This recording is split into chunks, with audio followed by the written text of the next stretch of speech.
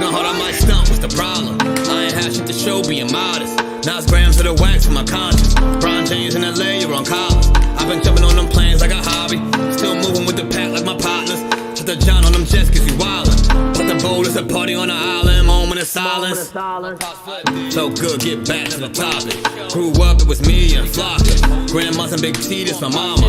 I ain't even for the pain when my pots flip. Knew his name, that's it, never bothered. Mom said, you the man, son, you got this. Ever since I found a way to go and pop shit. Hold up, blaze through a whole zip. Took a seat at the table of my first flip. Days in red roof with my first whip. Spent the money with the gang, never post pics. Seen a change in the game, had to coach it. Never let them take my wangs in the mold, bitch. Ever made in a month, nigga. Used to serve him at the minute, just the front, nigga. Goddamn. Had to grow up quick, I made my own rules. Had my first child, got it jumping with music. Can't really hang with nobody who losing. Let's go. How many times they gonna kill me? What times they gonna kill me? Try to put me in the grave. They try to put me in the grave. Cause I'm down deep. About 6 feet. I need someone to save. Come on, y'all. I only wear my black hat. Where's that? Everywhere I go. Everywhere I go. The only time I take it off is when I do my show. And I said, Amen. Amen. Amen. Hallelujah. Amen. Amen. Hallelujah.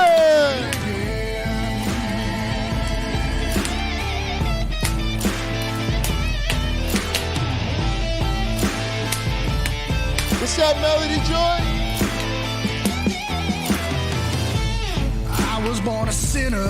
I was born a sinner. That's how I'm gonna die. That's surely how I'm gonna die. So when I drop down to my knees, I thank the Lord and cry. I've seen so many things. I've seen so many things. I don't wanna believe. But my eyes see through those lies, and the truth will set you free. And I said, Amen. Amen. Amen. Hallelujah. Amen. Amen. Hallelujah. I'm going in.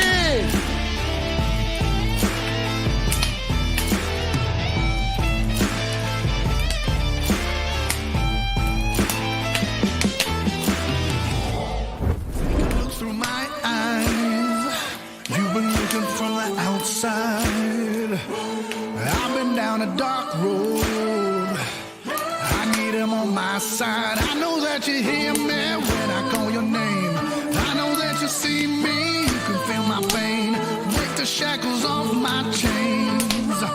Only want to make me change. I know you can hear when I say Amen. Amen. Amen. Hallelujah. Amen. Amen. Hallelujah. Amen. Amen. Hallelujah. Amen. Amen. Hallelujah. I'm going in.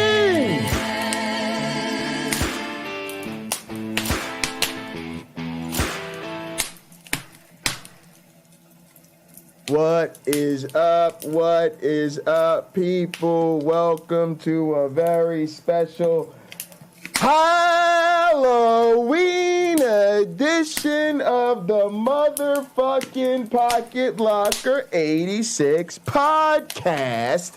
And boy, y'all know how it goes.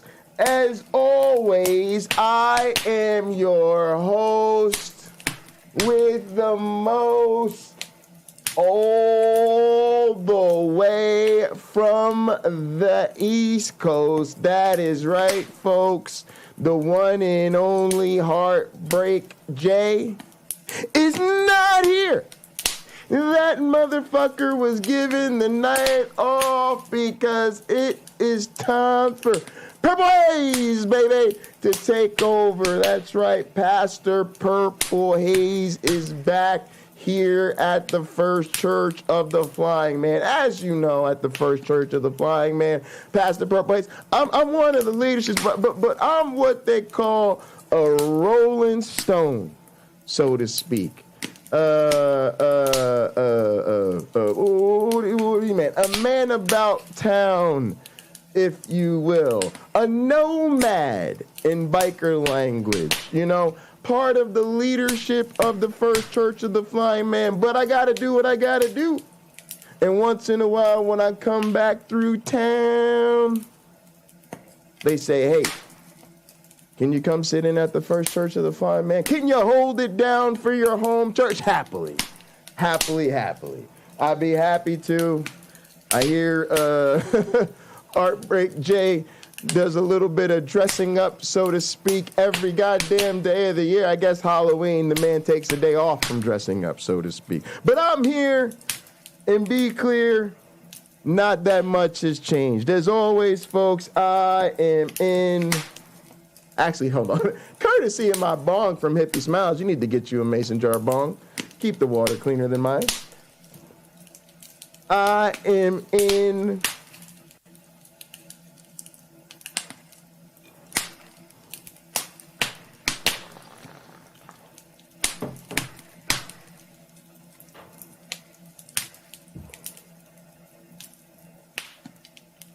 airplane mode.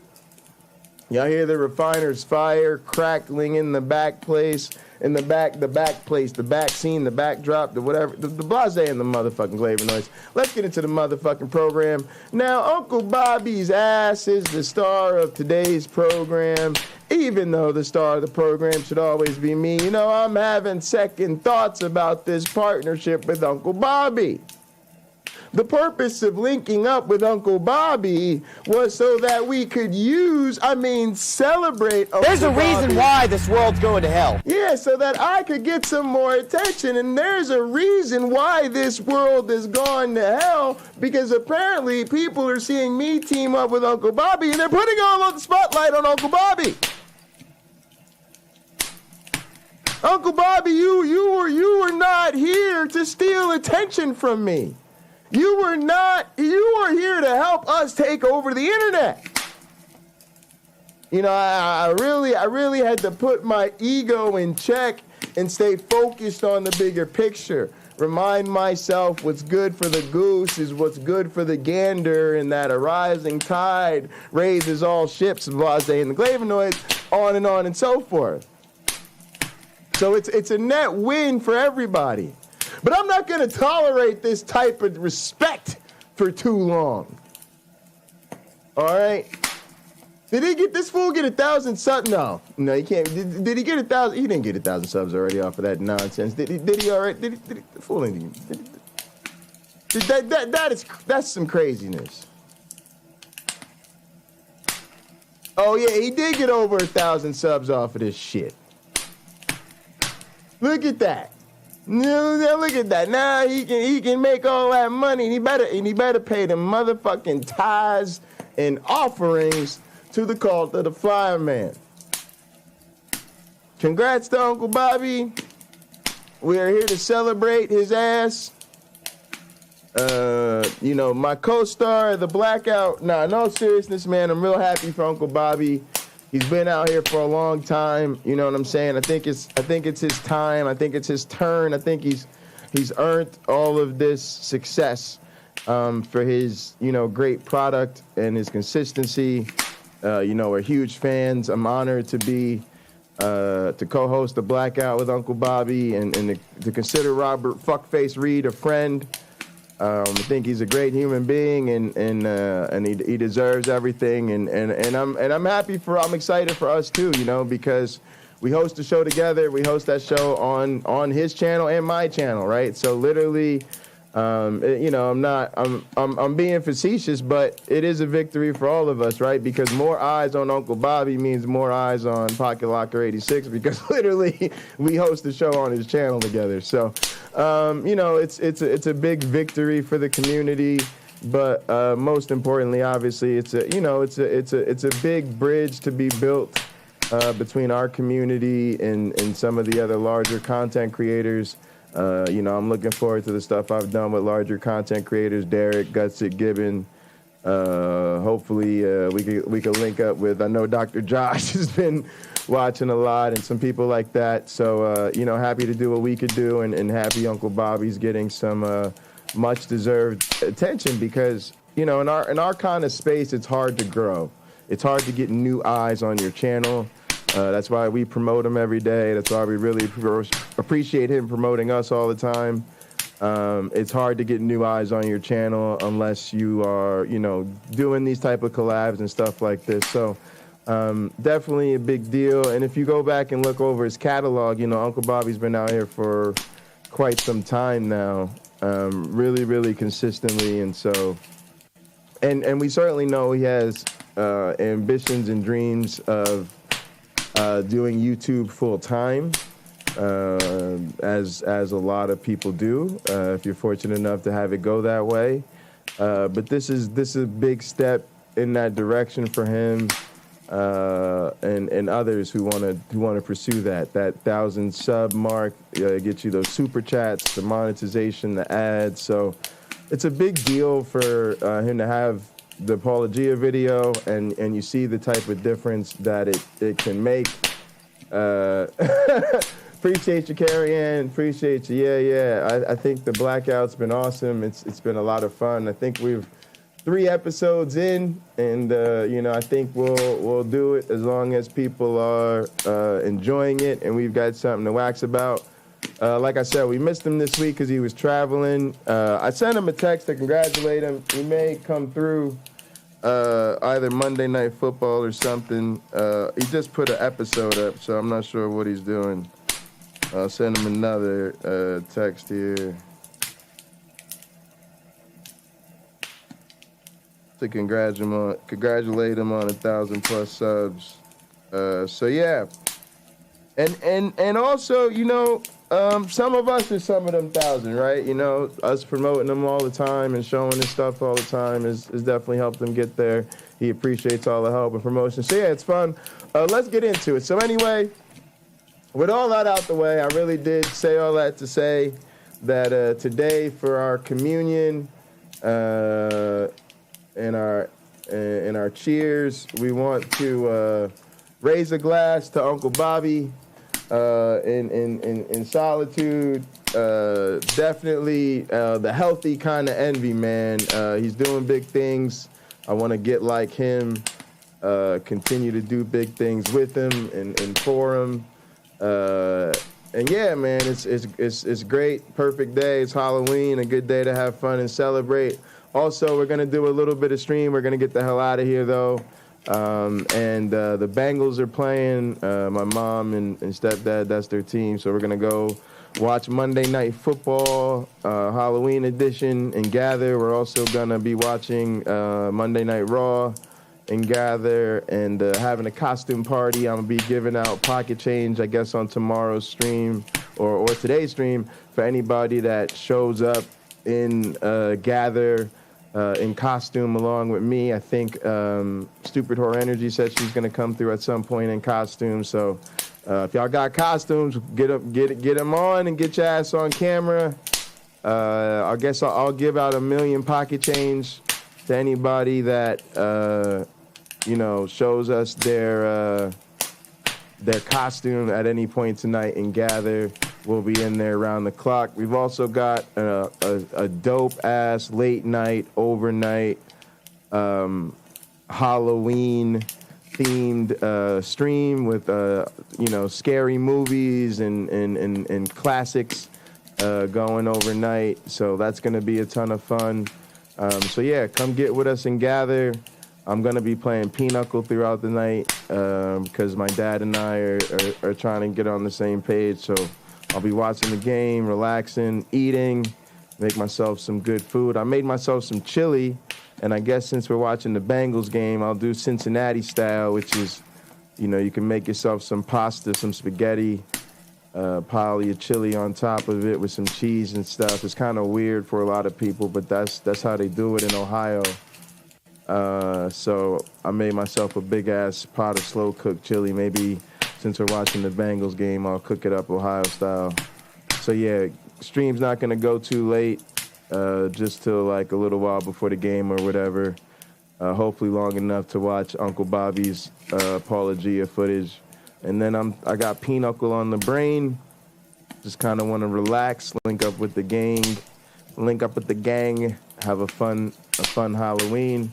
But yeah, man, let's go ahead and get ready for this communion, and definitely want to send this with extra love and support from my man, Gin and Truth, Robert Reed himself, Fuckface Robert Reed, and a special shout out to Fuckface Paulogia, who, like our man Derek, hopefully is gonna realize he's got that golden touch, and he's a huge asset to our community.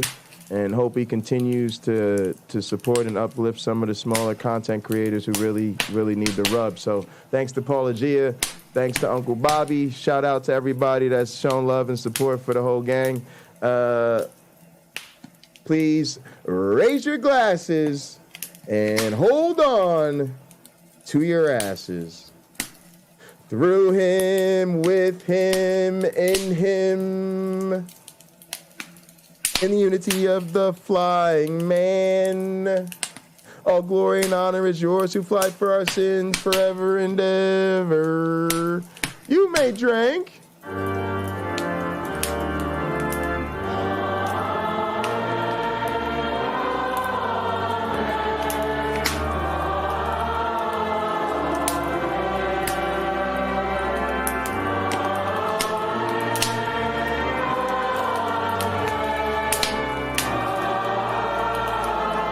Where's my bell?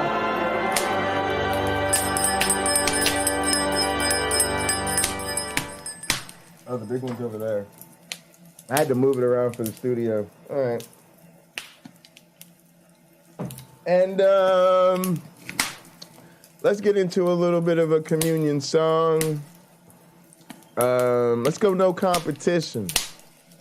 Feels like a good Halloween song. So is Nervous probably, but let's go No Competition. Gamer boy, gamer boy, gamer boy, gamer. That.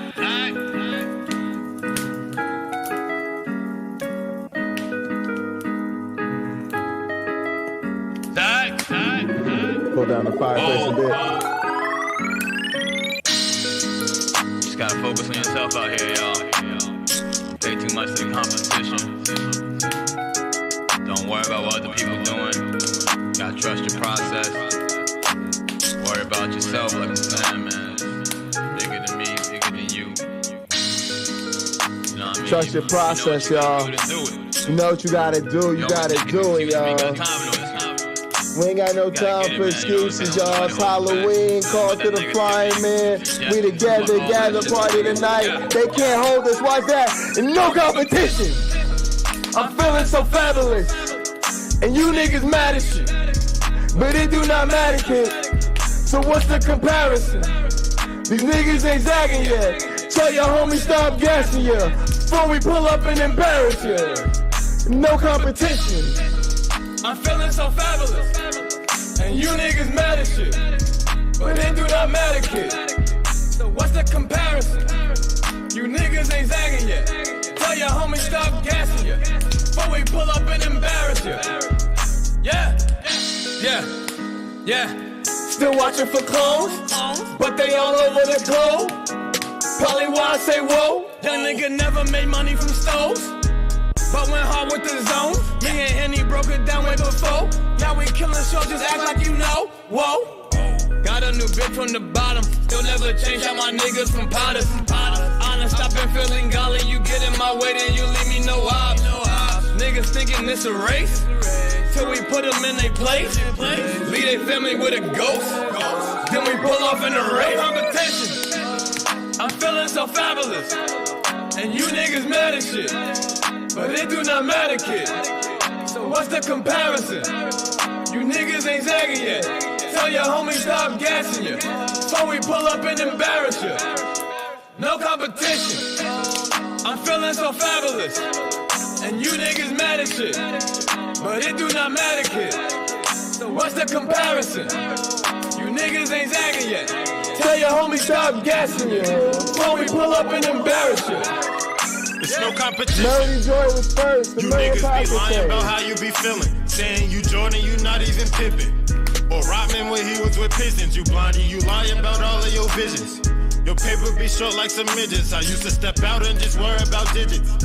And now I just focus my visions. I had to distance myself from some people cause they just be holding you back. I wasted some time, I never get back. Like why I do that? You niggas be bitching, it's just to be seen and put on the map. I only know some niggas who know how to spin up a check and get it right back. No competition. I'm feeling so fabulous. And you niggas mad as shit, but it do not matter, kid. So what's the comparison? You niggas ain't zagging yet. Tell the homie stop gassing you before we pull up and embarrass you. No competition. I'm feeling so fabulous. And you niggas mad as shit, but it do not matter, kid. So what's the comparison? You niggas ain't zagging yet. Tell the homie stop gassing you before we pull up and embarrass you. No competition. DBBW is next. I'm gonna let it roll. All right, Carrie Ann Chrysler was actually second. What's up, James? James, hop in the gather so we can talk about Uncle Bobby. But tonight I'm gonna try. She got all the things that I seen online, but the one that I'm with gon' ride for life. The problem really is bad bitch first wife. Now hold up, my I think Cameron Bennett was third, so I'm gonna just leave it at 500. Got perfect titties and asses. My girl, she loyal and lavish. All right, James, this is the last song, James. James, you can hop in together. This is the last song I'm gonna play. I met a shorty through a link. And now we linking for some drinks. Conversation kind of big, and first day, last day was in the base. On some MySpace top 8 shit. Headshots her favorite. The lust ain't gon' save us. Headed home to my main chick. Yeah, she might do some complaining, but I'd rather her than a fake chick who's stuck on herself and she brainless. All right, Caterpillar. Focused on loving the same way. What's Got up? no time for the games, baby. What's up, Dave? No fucking lame shit. Sing, but tonight I'm gonna try. Command Got Cyborg. all the things that I seen online, but the one that I'm with gon' ride for life. The problem really is that bitch first wife. I can't sing, But tonight I'm gonna try. got all the things that I seen online, but the one that I'm with gon' ride for life. The problem really is that bitch first wife. Bad bitch first wife. Bad bitch first wife. Bad bitch first wife. Bad bitch first wife.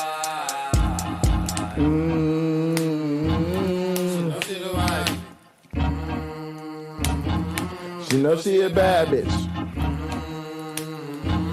We do this shit nightly. Make movies like Spike Lee. Trippy, you know that we spicy. Shorty the wifey, don't even need diamonds and ices. I cut off my side chicks. For her, I cut off my side chicks, yeah. I'm up in the morning. My girl, she faithful and loyal. That's why she gets spoiled. But love, just keep us in order, yeah. But tonight I'm gonna try. She got all the things that I seen online, but the one that I'm with gon' ride for life. The problem really is that bitch first wife. I can't sing, but tonight I'm gonna try. She got all the things that I seen online, but the one that I'm with gon' ride for life. The problem really is that bitch first wife. Yeah. She be getting her hair done Tuesday. Where you going? Feet up, relaxing, sipping that Douce. If this was 2K shit, I could hit you on my two-way, or I could try to make you my new babe. I laid the dick down proper, it's a new day. Who ordered expensive lobster and souffle? Now that'll be me. Had to pull up in that CP3. Now do you love me, Lil Key? Chi-Town to New Jersey, we gon' pull up. Hell yeah, I got the hook up. Anytime. All right, y'all. I just got a text from Uncle Bobby. He's actually wrapping up his setup. Like, now that he's got 1,000 subs, he gets to make like a YouTube handle and stuff. So he's wrapping that up, and then he said he'll jump into the gather. So we might catch him tonight. All right, y'all. Here we go. It's called "I Got Arrested Because Dinosaurs Died Millions of Years Ago," featuring Robert Fuckface Reed on Paulogia channel, who has 133,000 subscribers. Now look, y'all might ask why I'm jealous. Now let me address this right quick right now. Let's just jump straight into this, gang. Yeah, Robert Reed. I can do the Robert Reed. Is that what I need to do around here? I need to be more Robert Reed. All right, gang, let's jump into this shit. Now, you know how it goes. First take only, motherfuckers. Y'all already know what it is. Uncle Jay saw some shit, so now Uncle Jay's got to rant about some shit. Now, one of the things Uncle Jay saw is that Uncle Jay debated Ken Hovind.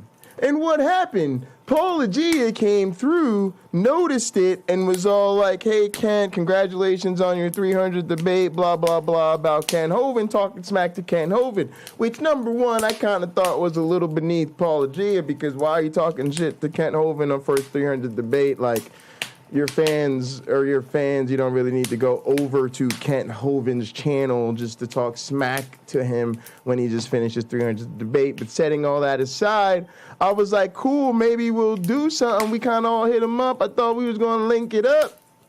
And he hasn't wanted to link it up. So I'm like, I'm out here because you seen my debate. And then we did the Gustick Gibbon thing. I'm pretty sure he saw that. And I hit him up like, "Come on, Paulogia, what I gotta do?" But that's it. So now y'all know. Now we just gonna set that aside and get right back into this program. But now y'all know what it is. I think the man knows we're out here. So what's up, Paulogia? You need to come see me, bruh. That's all I'm trying to say.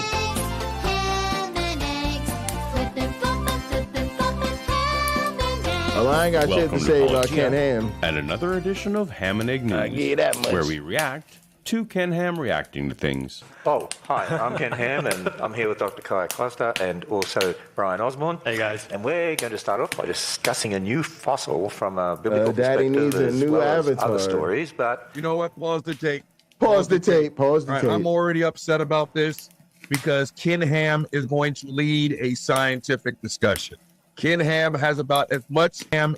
fossil from a so Brian Osborne. Hey, guys. And we're going to start off by discussing a new fossil from a biblical perspective, as well as other stories. But You know what? Pause the tape. All right, I'm already upset about this because Ken Ham is going to lead a scientific discussion. Ken Ham has about as much authority talking about science, evolution, everything else as I do about thoracic surgery. This video is already starting out bad. The man runs the Ark account. Yeah, If you actually Ken Ham's believe one of the that- atheist, but nowadays he's more concerned with Hovind than Ham. Exactly, and I'm like, I did the Hovind debate, so you're supposed to come let me chop it up on, my battle strategy for Camp Hovind and what's up. And let's not sit here and pretend that my debate with Ken Hovind was just something that happened in a vacuum. Like, that shit happened, and then there was all types of controversy, fallout, and discussion. So it's not like there ain't shit to talk about, but it's all good. Paulogia doing his thing, and I'm happy he put Robert on. It's just now we got to turn up the heat, y'all. We now, like, you can't just be running around in my backyard and act like you don't see the big dog. That will not be tolerated. Hundreds of thousands, not billions of animals stayed afloat on a wooden boat built by animated 8 Uncle people. Bobby is killing You me don't right get now. to lead a science discussion. I already can't listen. You might get selected to Congress. You never know. With the way things are, yeah, I wouldn't be shocked. I would not be shocked. We're already having discussions about Herschel Walker and Marjorie Taylor Greene. Why not Ken Ham? does dinosaur skin taste like chicken? Do you know why you asked that question? I'm not really sure, no. Because evolutionists believe dinosaurs evolved into birds. Right. And so when you eat a chicken, you're eating dinosaur. So when you go to Chick-fil-A and eat some pre-sanctified chicken, look, when evolutionists, you're eating a dinosaur. Did this nigga say pre-sanctified chicken? I'm assuming they're saying pre-sanctified because the former owner of Chick-fil-A was anti-LGBTQ. I'm assuming that's why he said that stupid shit. I assume so. They're big fans. But what is... All right. What would going? But then, would that even make sense? Shouldn't they be sanctified chickens if they're at Chick-fil-A? Shouldn't Chick-fil-A sanctify them before they serve it to me? So are they still pre-sanctified when I'm served them at Chick-fil-A? Is that what he said? Because if so, like, then why am I going to Chick-fil-A if the shit is still pre-sanctified? Does dinosaur skin taste like chicken? Do you know why you asked that question? I'm not really sure, no. Because evolutionists believe dinosaurs evolved into birds. Oh, that's right. And so when you eat a chicken, you're eating dinosaur. So when you go to Chick-fil-A and eat some pre-sanctified chicken. Right. How dumb is that? How dumb is that right there, y'all? When you go to Chick-fil-A and eat some pre-sanctified chicken.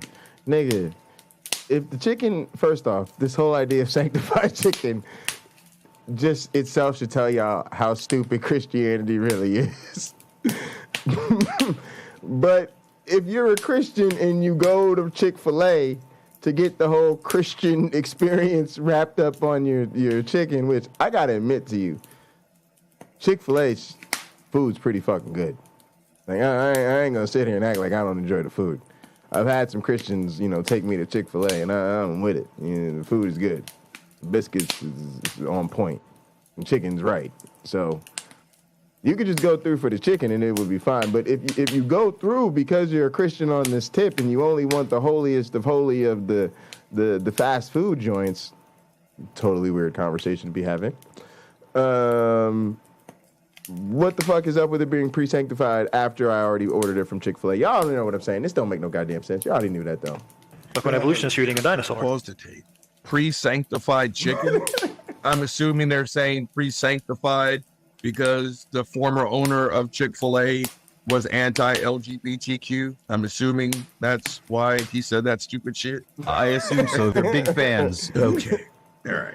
And I'm not a scientist. I sweat for a living. But isn't there some validity to that claim that Tyrannosaurus Rex is directly related to what we call chickens today? Isn't there some? Yeah, I appreciate that, Command Cyborg. I forgot to say, like the stream, subscribe to the channel, leave a comment. Please share the stream. That's amazingly helpful because YouTube doesn't really like to promote content like mine. So all the sharing you do really helps. And of course, we've got that exclamation point tip and super chat should you decide to put your money in the plate. Appreciate y'all. To that? Well, perhaps not T-Rex directly, but T-Rex and chicken definitely had a common ancestor. Oh, okay. Well, hell, let's roll it. Because they believe that dinosaurs grew feathers and became birds, something like that. So anyway, I don't like eating chicken. We were talking about that earlier. Unless you don't like flavored. chicken. Unless it's flavored. Do you like Chick-fil-A? Yeah, but it's flavored. Okay. Is this an advertisement for Chick-fil-A? Always. Holy shit. Always. They're all on the same team, bro. This is Answers in Genesis. Official supposed to be chicken of the talking grift. about science. And now they're jerking off the founder of Chick-fil-A because he doesn't like it. Official chicken of the grift. Science. Yeah. But it's Ken Ham. So what else should I expect? Well, of course, ham doesn't like chicken. High-level science. Good one. Well, there's chickeny chicken. I can't eat chickeny chicken. I don't like chickeny chicken. Okay, what are we talking about? Ken is on the show less and less these days, and perhaps moments like this are why he's less and less in the public eye. The next he's going to start talking about bowling balls. I already don't trust it. It's going to be a horrible take. Yep. So there's been a really good find, a dinosaur find. It's actually a hadrosaur, duck-billed dinosaur. It's almost a complete skeleton. This is over in Canada. The skin has been preserved, so you can see the texture of the skin. Some of the tendons have been preserved also as well. Supposedly 76 million years old, but of course that's imaginary time, not real history. If you're going to have preserved tendons, which they say, and preserved skin, here's what happened. The dinosaur died, and over millions of years was slowly covered by sediment as it rotted and decayed. Which is why everything's so preserved. That's exactly right. Correct me if I'm wrong, but that's kind of correct. I mean, slowly but surely, more and more layers were after the dinosaurs deceased? That's a common misconception, and it's a misconception I had when I believed everything that Ken Ham, which was only a few short years ago. But all fossils that's are a YouTube necessarily punk. buried rapidly. YouTube Punk is the person that introduced me to Uncle Bobby. Saying Of it course. wouldn't actually work that a decaying carcass would outlast the process of, And if you're not subscribed to Robert Reed at Gin and Truth on YouTube, just put in Gin and Truth on YouTube and just subscribe to that shit. Don't tell me, just do it.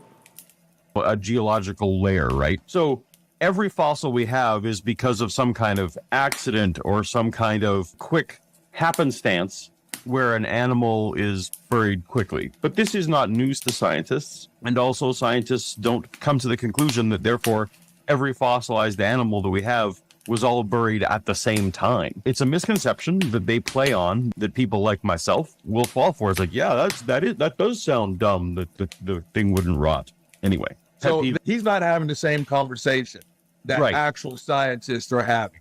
Right. And, so according to Ken Ham logic, he's correct. Yeah, if he's arguing against, I guess, this fucked up ass version of how fossils get laid down, then he's correct, right? He set up a straw man. Loving unfortunately, most gang. Christians fall for it because we're not educated. And then he's going to successfully knock down the straw man that every scientist would be face palming right now. This ought to be fun. Yeah. Or they will make an admission themselves that says the abundance of sandstone and silt covering the fossils is what helped with their impeccable preservation. And one of the scientists is quoted as saying, I think the specimen was covered quite quickly. There you go. The scientist is on board with covered quickly. Okay. And she's got that smart ass look on her face. All right. Therefore, the boat story, right? Oh, yeah. Yeah, of course. Because that makes lots of scientific sense. Right. These motherfuckers. All right, here we go. But it's not just a few fossils. We're talking about millions upon millions, actually billions upon billions of dead things buried in rock layers that were laid down by water all over the earth. What would do that? Maybe a great flood. Maybe a global flood back in Noah's day. Right? Okay, pause the tape. This is painful. They're teaching people this stuff. Yes. Aren't they? Yes, many. Jesus H. Christ. They're the top homeschool curriculum in America. We're doomed.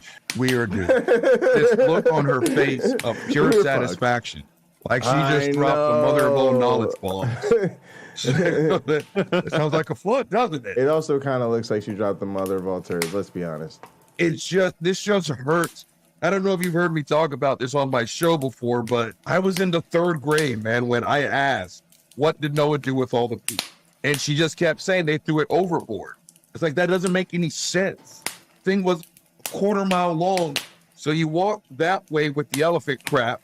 And by the time you walk back, not only has that elephant taken a crap, but its twin has taken another crap. Now think about all the other animals that you just passed up. How did you have time to do?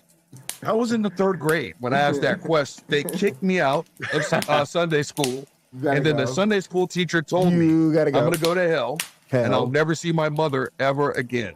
That was just to seal in the flavor. Seal in the flavor. If a 3rd grader can poke a hole. See, Uncle Bobby, I got to tell you guys, to be honest, we've talked about it. He's definitely ready for word wrestling entertainment. He knows when he gets himself in front of an audience, he's got to hit the greatest hits so that he can get all his punchlines in there. And I appreciate that about the man. The man knows how to cut a promo. In this, these are grown-ass people. And I'm not trying to bash because, hell, a decade ago, I was on this tip. But, God, this is hard to listen to. Thinking that just 10 years ago, I was the same way. Did your Sunday school teacher also mention that in Genesis, it specifically says the ark had only one window?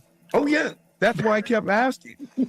Roll it. This is fun. Maybe a global flood. Talking about fossils, we have the audience seems. I insisted only had one window. Are they petrified? I insist somehow the poop When your wasn't a audience is problem. bombing, the best thing you want to do is just bring that to everyone's attention. Well, maybe it would help if he got some inflection in his voice. The problem is the audience is fossilized. Let us crack it. This is just bad all the way around. We're not all blessed with your charisma. Maybe for 10% of his yearly income, I could donate some to him. How about that? You would be able to retire, let me tell you. That would be great. I bet. This is fun. Let's roll it. And the more you look at the fossil record, the more you realize it speaks of catastrophism. which is consistent with the flood of Noah's day, not millions and millions of years. So this fossil wasn't 65 million years old. I'd say at the most this fossil will be about 4,300 years old. That's right. Time of the flood. Do you know why I said agree. that? That's when the flood happened. Pause the tape. Holy shit. Clearly, he's a young Earth guy. If he's talking about dinosaur fossils that he found that are 4,000 years old. I mean, I do understand.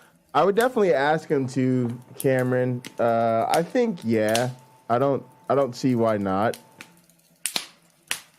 Number one, I think it'd be really interesting. Number two, I don't see why he wouldn't, although I guess in some sense it would potentially give away like the content, but then again it's like it would be embedded in such a longer format it wouldn't matter. Also, our community's so small. I don't see why. I don't think it would matter, but numbers.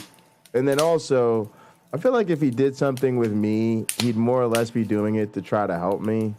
So I don't see how my audience watching the process could hurt. But, you know, I understand that, you know, it's a business for a lot of people, and certainly at Paulogia's level.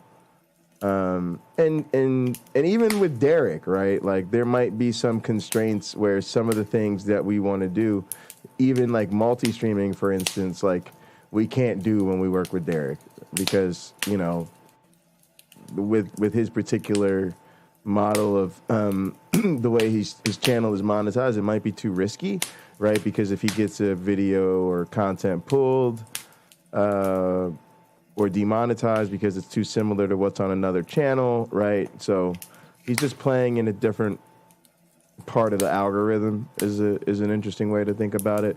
And then, you know, Paulogia is, you know, twofold that. So, you know, if we can't, then we just can't, right? Like a lot of other things. Yeah, that's a really good question, and I'd be interested to see how that goes. But yeah, I would try to, just because, you know, that's part of my whole thing is, right? I think, you know, when you're trying to do the reality streaming, right? That's the deal is that, you know, we've always tried to, especially Pocket Locker. People don't realize that. Like, even when I get a lot of feedback, like, do this, do that, make this more concise, do that. If I did that, it'd probably be on another channel, right? Because the original deal was that, like, you had the J Bundy channel, or what's now Hunter Biden's Laptops, and that was supposed to be where people went to see our shows. So if you just wanted to see a show, or just wanted to see videos, or wanted to see something that was, like, a little bit tighter, then you do that. And then the Pocket Locker 86 was for, like, the open format, stream everything. And then eventually everybody just wanted to see more, so everybody came over to Pocket Locker 86, and then we decided to rebrand it, you know. And originally the Hunter Biden's Laptop thing was just, you know, fucking around with Hillary's emails and kind of just being bored. Thought it'd be funny, get a good kick out of it. And so we had a good laugh about it. But then I just thought, you know, we might as well rebrand that channel at this point because everybody's already at Pocket Locker 86. It's a lot easier for me to just focus on the Pocket Locker 86 channels, which is always what I wanted to do, right? I always just wanted to be Pocket Locker 86 everywhere, which is pretty much where we're at now. And then, yeah, so we'll see how it goes. Yeah, but all this is interesting. Great question. I'm really, it's fun to think about that. I'm not that. But yeah, I need your help. But look, here's the deal. If we're gonna make this happen, we gotta start hitting them up in the comment section, especially the comments like this. Let them know, hey, Gin and Truth co-host the show with Pocket Locker 86. You might want to check him out. You know what I mean? It really helps. I can't tell you enough. Yeah, it's nice when I ask, but you got to remember, having his viewers, having his audience make those type of comments repetitively helps. It's a signal, right? We've been talking about this like in my meeting with Cliff, right? You got to remember, if you've got 100,000 subscribers, you get told this a lot. You should hear about so-and-so, you should check out so-and-so, you should work with so-and-so, right? So you can call that like an initial signal. It's like a weak initial indicator, right? It's like, oh, somewhere out there, maybe I've heard this name before, right? But if you really want the attention, though, the bigger somebody gets, the harder it is to manifest a signal that really gets their attention. So by people, even if it's just a few people saying it a few times repeatedly, it really sends a different signal. signal. It says, hey, people who watch you regularly are trying to get through to you that there's something you need to pay attention to. And they're motivated enough that they're saying it repeatedly.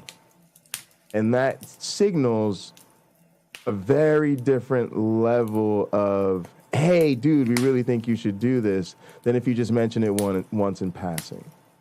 And so for somebody like Paulogia, that it's the same thing with Uncle Bobby, right? People don't realize this, but as soon as I found Uncle Bobby and people realized it'd be cool to do something with him, I hit him up on Twitter, right? I'm not an idiot, right? I found his Twitter. It took work, right? I had to like I said, I joked about having my people find his people, but literally I put feelers out and, you know, went through YouTube Punk and other people who knew him, and eventually I kept calling it out enough that not just YouTube Punk, but a couple other people like eventually found me ways to get in touch with him, and people he knew and people he talked to, and I emailed them and I hit him up on Twitter, and then eventually, and I said, hey guys, keep leaving comments, and eventually people kept leaving comments. And then when he went to go check me out, and then eventually went back to his Twitter, he was like, oh crap, this dude's actually hit me up, right? And that same thing happens to me. You know, you're busy, you're in a period of time. I remember it was like this when I was getting ready for the Ken Hovind debate. I missed a couple things because a bunch of people emailed me with stuff. I was just getting so much stuff at the time. You don't really look at all of it. So yeah, it really makes a difference, right? And now me and Uncle Bobby are co-hosting a show together because that effort paid off. So we've just got to do the same thing with Paulogia, but the amount of effort that it took to, you know, get that signal through to Uncle Bobby at 750 subs, which is about what he was at when we started doing stuff together, is going to be that, it's going to need to be that much stronger of a signal to get through Paulogia at 100,000 subs. That's just the nature of the beast. Even Uncle Bobby, right? He's got more subs than us, and he's been out here a lot longer than I have. So it's not surprising that he's, you know, built up a much stronger reputation, that when people said, hey, Paulogia, you should do something for Robert Reed, all of a sudden Paulogia, yeah, of course. And then, you know, he knows that that's worth following up on. Whereas if he's seen that comment once or twice about me, he's probably still not sure. And that's not on him. That's just, again, it's just the nature of the beast. We haven't been out there here that long or done enough or hit some of those benchmarks. So people are still not sure. It's fine. Removed from my belief days. But I guess looking at it from this angle, I guess my question is, keep the Jesus belief. Again, if you actually think you need a Jesus to not be an asshole, then please continue to believe. But what does accepting the science take away from your belief? I mean, maybe with the exception of this lady right here in the middle and maybe 5 other PhDs, you can still have the belief, but you can just leave the science to the actual scientists. I mean, how does accepting 65 million years take away from your Jesus belief? I'm confused. Well, there's the theological reasons. It sounds like Jesus believed in a young earth, and probably Paul believed in a young earth. You know, so if you want to go there, these could all be interpreted in other ways, of course. But if you're empire building like Ken, of course, you need to create an us versus them. And in America, the number of non-believers, while growing, has historically been small. And so you need to actually further divide the Christian people. If you're going to create a proper us versus them, you need to say that we are the Gnostics. Hang on, y'all. I want to say something quickly about identity. Yeah,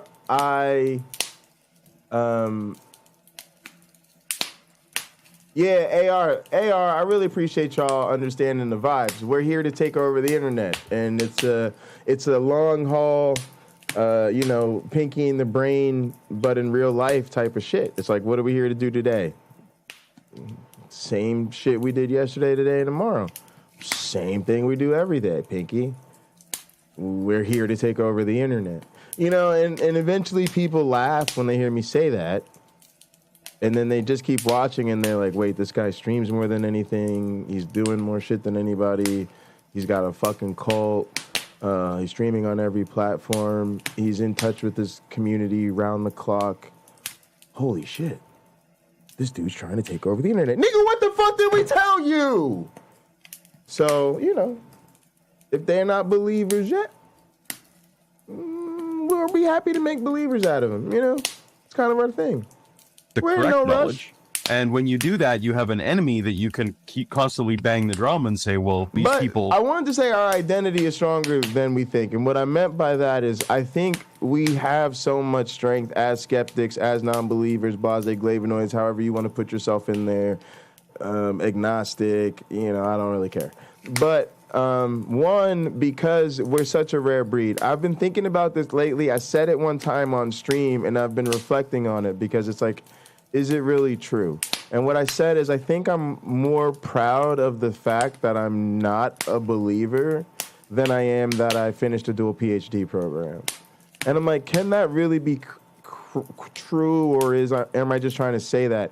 And in some sense, it really is true because I do think the world of my education, and I'd be lying if I said it wasn't, you know, the most important thing to me coming up because of, you know, just how the sort of the value system I grew up in, and you do achieve something that nobody can ever take from you, even yourself. You know, you fuck up your brain or you get hit by a car or whatever, you know, you've still done what you've done in this world.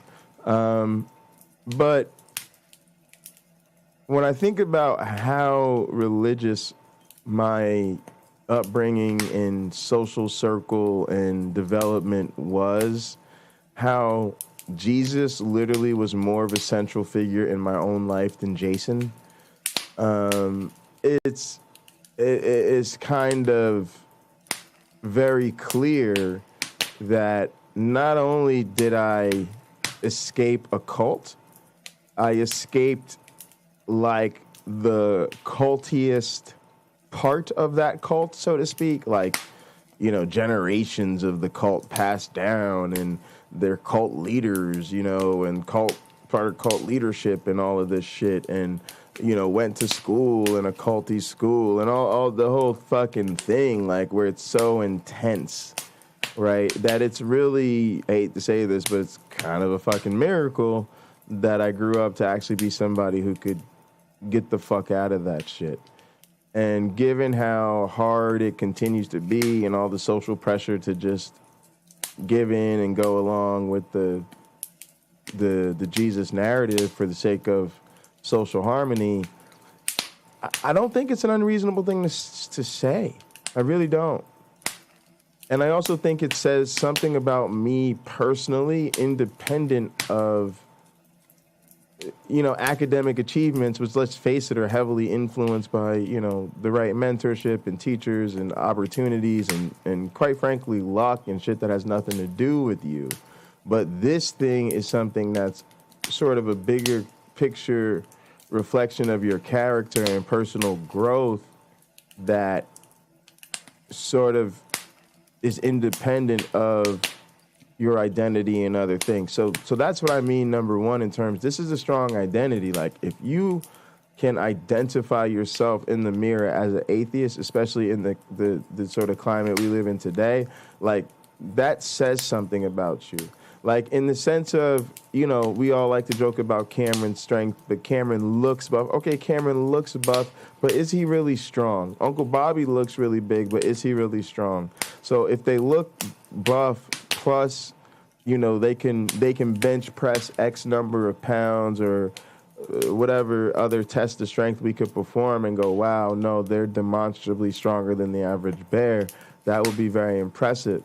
And I think we have to think the same thing of our intellect and our mentality. Like, if you could truly be a genuine skeptic and all of that shit in this society, then it's almost like you're able to demonstrate that you can bench press 500 pounds. Like, there's just no argument, if people really think about it, that that's a very, very impressive feat that you performed in just existing as a non-believer in a world where that's incredibly difficult. So, but the other thing about that identity being stronger than you might think is that it's something you can't turn off. Just like we go after all the culture war shits, the people of color, the LGBT, the poor, whatever. They go after something they know you can't choose not to be that thing. That way you can basically serve, if they can demonize you, you can serve that role perpetually because you can't stop being that thing. And ironically, atheism is a strong identity in that way as well. It is a sort of an enduring and for most of us unchanging part of our identity. You know, even some people to the point that they will literally express, I want to be a believer. I wish I was still a believer. I really wish I could, right? And it's an expression that I can't. I can't genuinely just choose to believe these things. I either buy it or I don't. And if I don't buy it, I don't buy it. And so,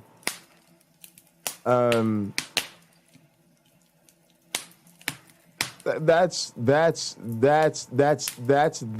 weaponized by the other side, because they know if they can get allegiance to picking on you, you can't do shit about it, because all you're doing is living your truth. All you're doing is saying, sorry, I don't believe that. Oh, well, you're a fucking heathen. You're going to hell. Where's your objective basis for morality? What, you some kind of naturalist? You believe in evolution? Huh? You think I'm some kind of primate? You want, right? You, like they just go off on you, and all you said is like, bro, I just, you know, and it's part of that. So it's a strong identity that way. I almost think of it as like a chronic condition, right? There's a headache, and you could not, and that's kind of how some identities are, right? You could have a little bit of freak in you one night, do some real freaky shit, and wake up the next day and be like, man, I think that was a little beyond how freaky I want to go, right? And so you don't have to ever go that freaky again if you don't want to, if it's not that core to you, right? So you could treat that level of freakiness, I don't know, let's call it doing butt stuff while handcuffed with the strap on, you know, for over breakfast, right? Just to make it weird. And for some reason you're just like, I don't think I'm going to do that again, or at least I'm going to save it for a different hour of the day, right? You could treat that like a headache. Like, oh, yeah, you know, I experienced that one night, you know. It was a little bit much for me that night, but, you know, I took something for it and got over it the next day, right? And style choices or something represent slightly more enduring things. Like you might have gone through like a punk phase or a goth phase. I went through a skater phase, y'all. I'm not proud of it, but I went through like a skater phase where I wore like fucking Jankos and shit. Y'all remember Jankos? I wore them shits, y'all. I had Jankos and shit. I was super preppy. That was a much longer phase, right? Like I literally didn't own any jeans or denim, or if I had shorts, they were khaki shorts, cargo shorts, or plaid khaki or cargo shorts. And, you know, I went to Catholic school, so I never, you know, I was super uber preppy. You know, but one could turn those on and off. And again, they were just kind of phases, right? You see where I'm going with this? So it's if you make me feel bad enough about those choices, I could just switch up. Like if I go out and I'm rocking my Jankos and motherfuckers are like, whoa, look at you, what a fool in the Jankos, I could just be like, you know, maybe my Janko phase is over. You know, maybe me and Jankos have done what we came to do.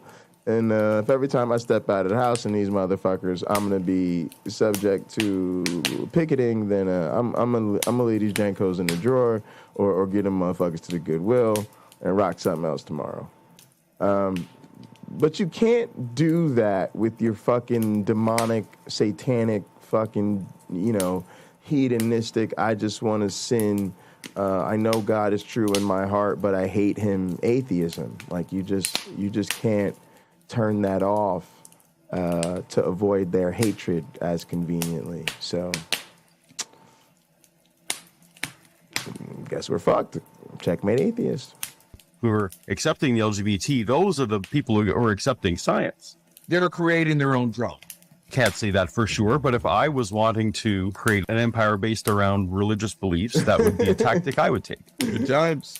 Let's roll it. That's right. You know what's else fascinating? There's even in dinosaur bones, they found soft tissue that's still soft. It's right. preserved, but it's still stretchy and pliable, and there's even red blood cells found in artery segments and things. No, that's... Some of y'all are acting like Christians out there passing judgment like you've never done handcuff butt stuff over breakfast with the strap on.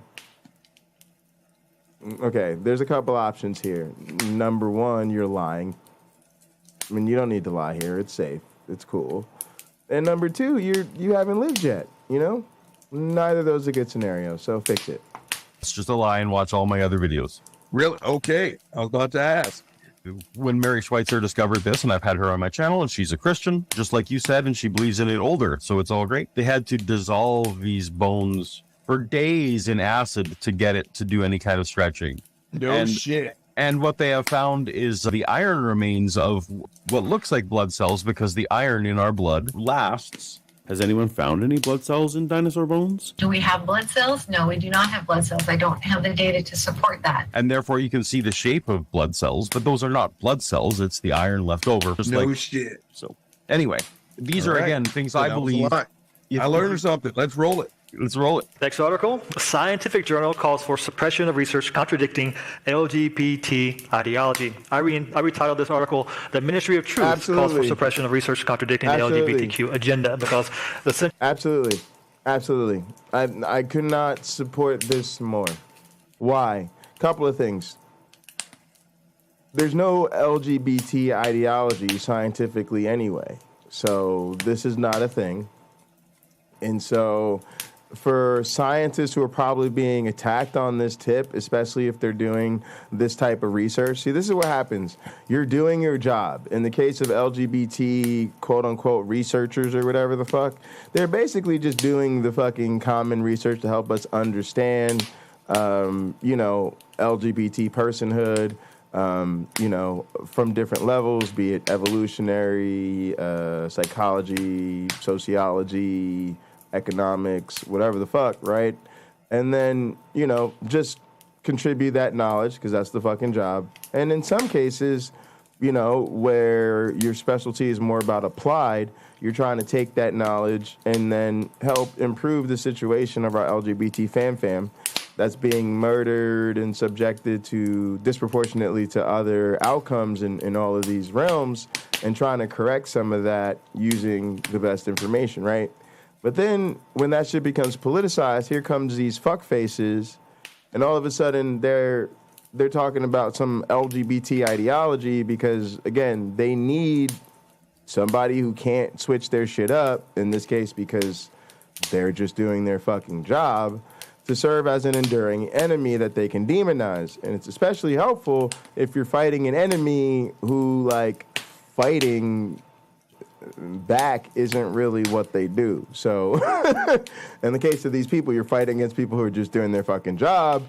And so rather than coming out, kicking you in the nuts, fucking hitting you with a DDT, and power bombing you onto the fucking canvas through a fucking flaming table like you deserve, they just kind of just keep doing their job, right? And so then you're free to just keep hurling shit at them, literally and figuratively, and claiming some sort of victory against this enemy who isn't fighting back. It's sort of like when I log into GTA and I'm trying to just chill with my club, and I'm on my way to chilling with my club, or I'm taking care of club business, little errand, something, maybe going on a little casual ride from location to location, and some fuckface decides to start shooting me. Now, I know fuckface thinks that he just got the drop on me, and maybe, this is going to lure me into some kind of fight. But a lot of times what I do is I just stand there, and I don't even draw my gun. And fuckface will come over and shoot at me again and shoot at me again. And I'm like, all right, cool. So then I'll die, and then I'll respawn, and then he'll come over and he'll shoot at me again and shoot at me again. I'll die. And then he'll send me a text and start talking shit as he shoots at me again and shoots at me again. Oh, you're the worst. You should delete your account. You're trash, blah, blah, blah, blah, blah. And I'll shoot back something smarmy like, when are you going to notice that I don't have a weapon drawn and I'm not trying to fight you? Go get a life. Some of these people immediately realize they fucked up. They've literally talked shit about fighting someone who's not engaged in fighting them because they literally have something else they're doing on the game, and they're just gonna not engage in a fight right now, which is cool. If you want to shoot at that person, it's a fucking public lobby. You're free to, but to brag about it like you've accomplished something is pretty dumb.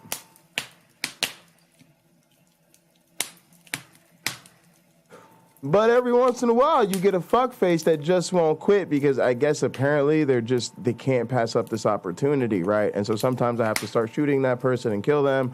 Or worst case scenario, a lot of times if I'm by myself, I'm probably just gonna dip out of the lobby. But if I'm with my club and I can't, that's when I just say to my club, so and so is pissing me off.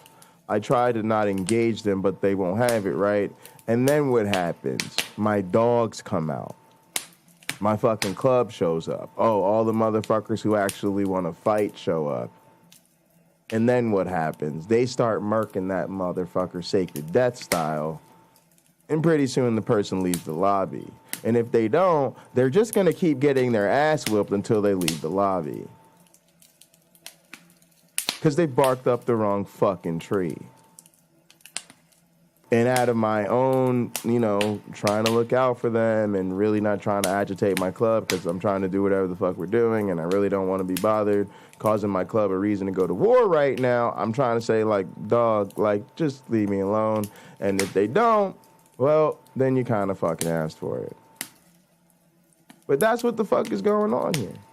The same shit happened with CRT. Critical race theorists have been doing important work in sociology, economics, political science, all of that shit, for a really long time. And their contributions are actually very critical to the social, economic, and political gains of marginalized people.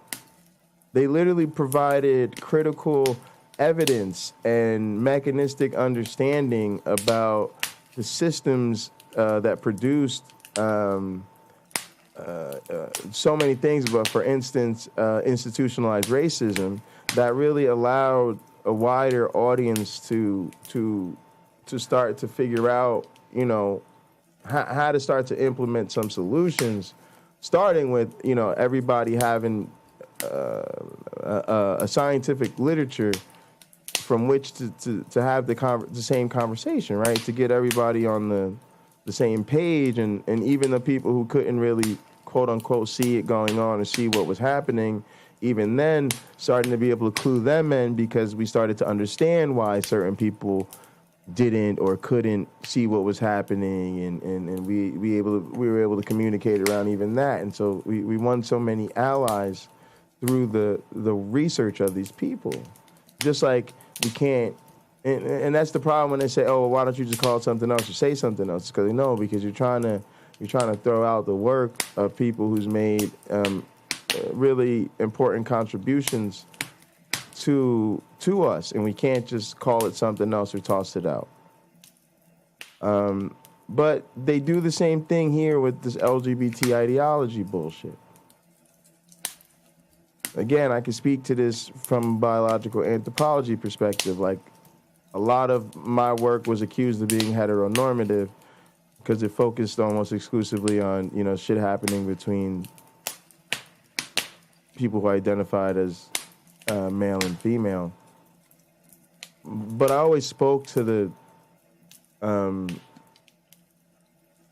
the fundamental scholastic reason for why, right? Because we're trying to track, reproductive success. We're trying to do work that requires us to understand that particular dynamic. But I was also really proud to speak to the fact that so much of the work of,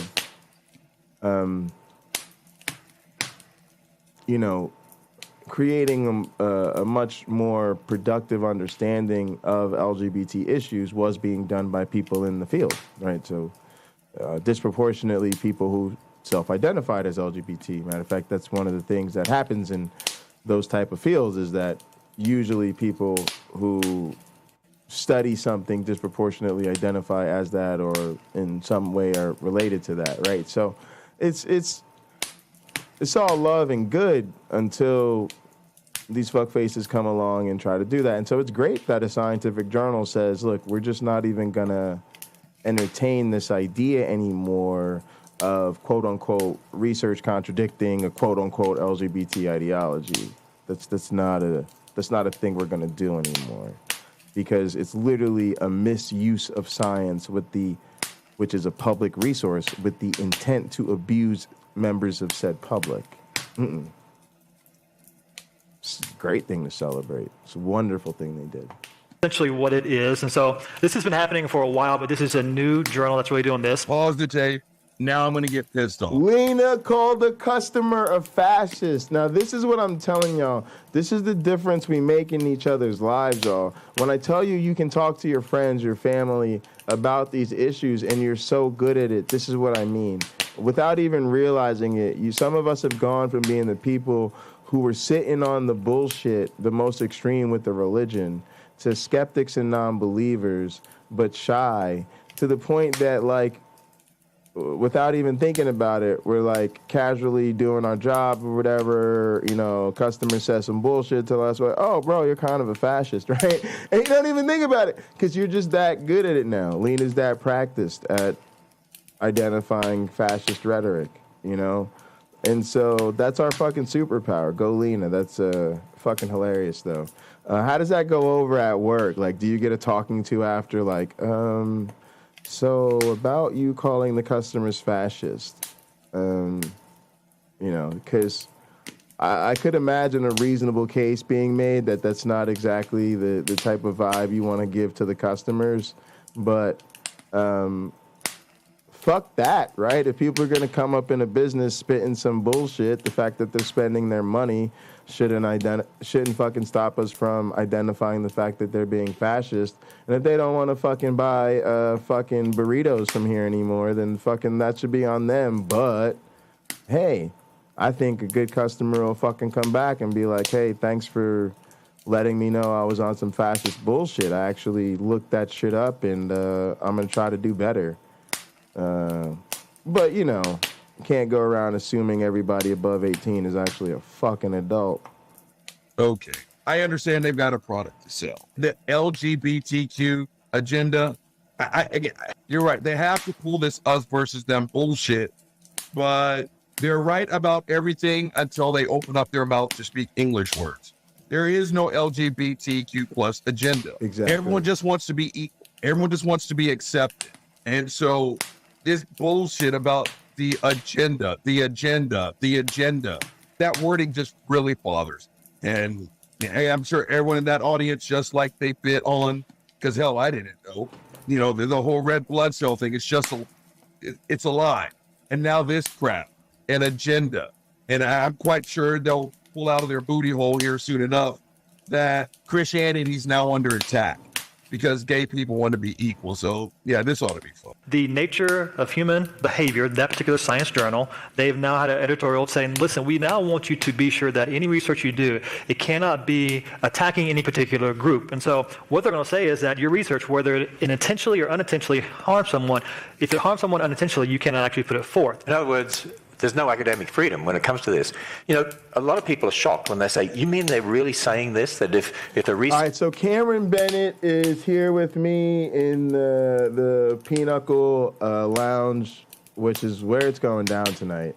It's where Monday Night Football, Monday Night Raw is happening. Folks, I'm getting off before 8 o'clock, so we're going to get through however much we get through, and I want to watch the rest of it later because, you know, it's all love. And it's on Paulogia, so y'all know where to find it. If you're not subscribed to Paulogia, man, subscribe to Paulogia. I have this weird relationship with Paulogia where I haven't met him. I don't fucking know the guy, but I feel like I know the guy. And sometimes when I speak about him, I'm critical of certain things I've seen him done or I've heard him say, or I'm critiquing certain things about his model, which is really more trying to understand what the fuck is going on and share my understanding of that. But it's sort of that thing where you're part of a family and you're so comfortable with somebody that it's sort of how much you love and respect them goes without saying. And so sometimes you start picking around the edges a little bit, really because you're just trying to have something interesting to talk about, right? So like, for instance, I remember being in the LNCA lab. You know, if Rich came up, for instance, or let's say Rich wasn't around and you have a bunch of grad students, postdocs, maybe some undergrads sitting around talking and Rich comes up, right? Like we might all start telling weird stories about Rich, or we start ranting about little quirks about Rich that we don't like, right? And if you just walked in on this conversation, you'd be like, what is this? A bunch of people sitting around talking shit about their boss, right? But if you really paid attention for a little bit longer, you'd realize, no, there's this underlying, Rich is all of our hero, and we all love him so much that talking about that just kind of makes us all get emotional. It's super cheesy, and it's completely unnecessary. Because we all are on the same, we all feel the same way about him. It literally goes without saying. There's just no need to. And so we're just trying to have a more interesting conversation. And so poking at him a bit is a little bit more interesting at this point. It just adds a little more flavor to the conversation, so to speak. And the opportunity to do that when he's not around is just kind of a bit of fun. But it's crazy to feel that way. Literally, I just compared it to the relationship with my mentor, right? It's literally crazy to feel that you're kind of with that way with somebody just because you've watched that much of them on YouTube, which is cool. It's some kind of relationship, right? It's very different than, it's somewhat like the relationship some of you might have with me, where you might know me a hell of a lot better than I know you, but you might know enough about me that if I knew what you knew about me, I'd say, I actually know me pretty well. Which is different than some other people in the community who I'm getting to know them pretty well, you know, because of Gather, or they call in, or it's just a different level of thing. But yeah, it's interesting, and I think that's a credit to Paulogia, who, again, sometimes like I critique his content, and it's not even so much that I'm trying to pick him apart. Like, I'll say things, I don't think he's the most charismatic dude or the most confident person or whatever.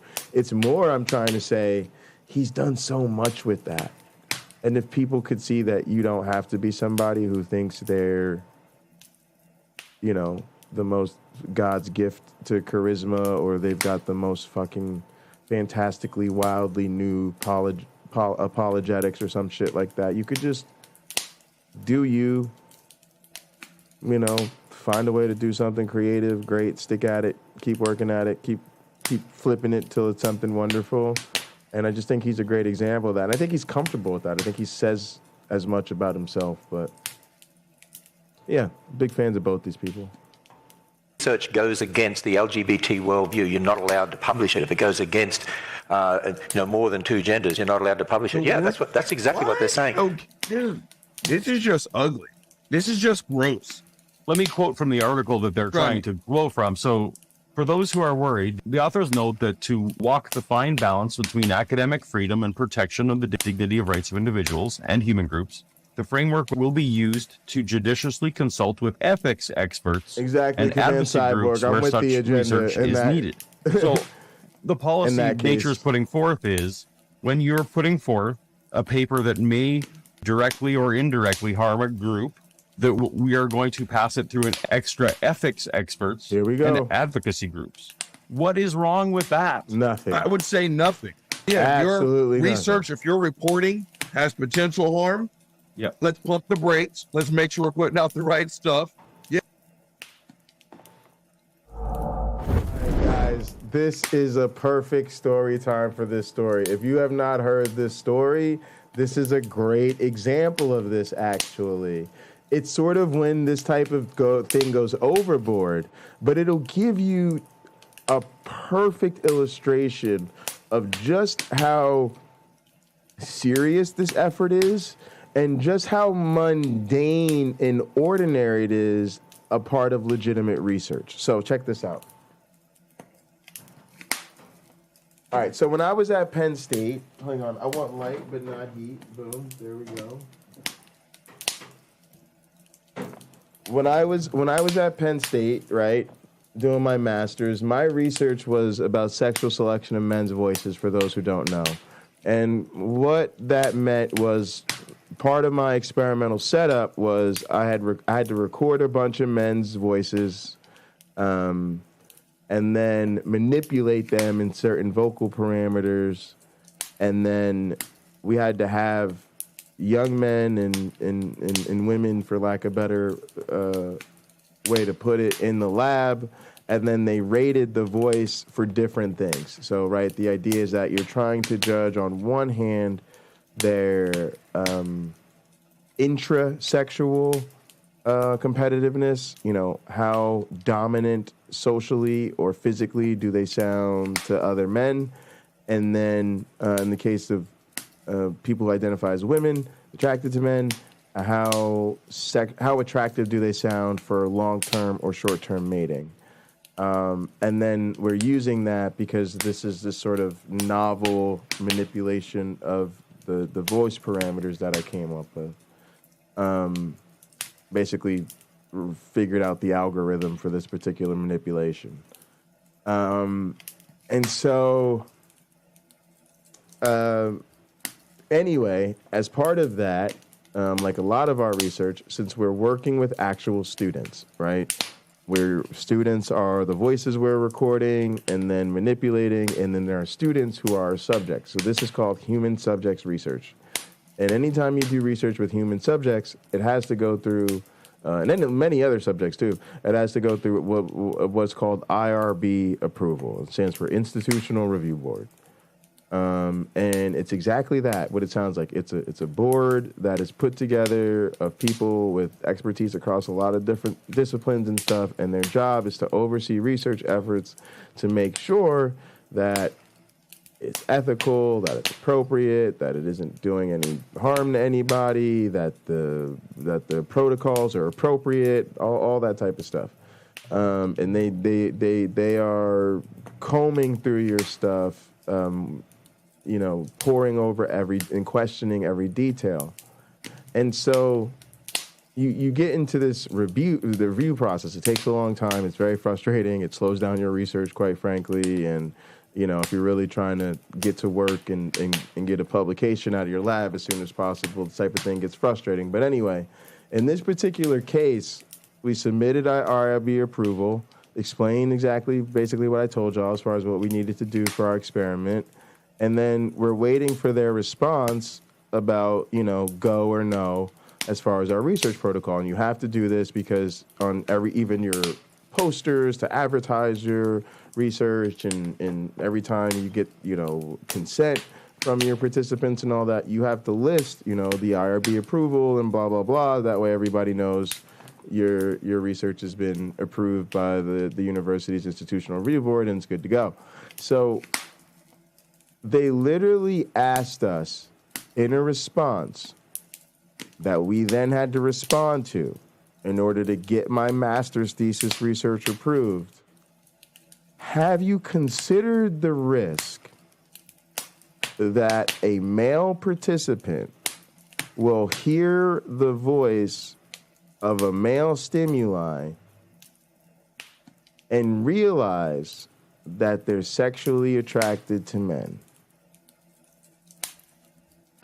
Yep. Yes.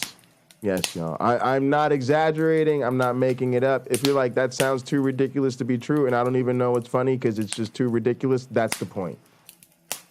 It's the funniest shit ever because it made no sense. They're literally asking us, have you considered the risk that dudes will come into your lab, hear the voice of other dudes in earphones, go, holy shit, I just now realized I'm sexually attracted to men. I didn't know I was fucking gay until I came into this anthropology lab, put these headphones on at this computer workstation, hit play, heard the voice of a man, got a motherfucking erection or whatever, and realized, holy shit, why have I been chasing Jill? I'm truly in love with Jack.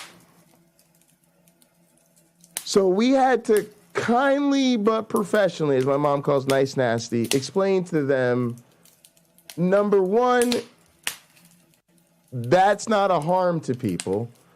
Number two, we're pretty sure every single male participant in our study has heard the voice of a male before. Dad, brother, cousins, uncles, classmates, coworkers. Y'all get the vibes. Lots of other people. Television, radio, y'all know the vibes, right? That if hearing the voice of another male or man was going to instant trigger them realizing they're gay, they already would have had that experience by now. So there's a pretty insignificant chance that this will be the one time they hear a man's voice that just knocks them over the fucking threshold of self-identity and throws on the gay switch. It's literally hysterical. Like, it was literally hysterical, and I had to, like, get help from my advisor because imagine my panic. I literally need this shit to do my master's research. It's a serious study. And all of a sudden the IRB is asking me, have you considered the risk that some dudes might be gay after they hear another dude's voice in your study? And I literally had no idea how to respond to that shit. Now, how does this tie to this video? By the way, Hippie Smiles, I shouted you out earlier, but yeah, I gotta get one of these mason jar bongs from Hippie Smiles. I love mine. Got myself a little custom bowl to trick it out, and it's just amazing. It hits wonderfully. It's so easy to clean and change out the water. You could drop some ice cubes if you want to cool it off. You could put it comes perfectly standard fit. It comes with a rubber piece in here to seal it up, or a glass one. You can rock however you want. She sent me a bunch of alternate tops, easy to clean. All the parts, she sent me a couple of these. Every single other part is literally interchangeable with like a like standard fare paraphernalia, so to speak. So, I just fucking love this thing, man. And when you buy one from her after she makes her fucking Etsy store, you're gonna be helping out the motherfucking community. You know what I'm saying? It's a win-win-win-win-win-win-win.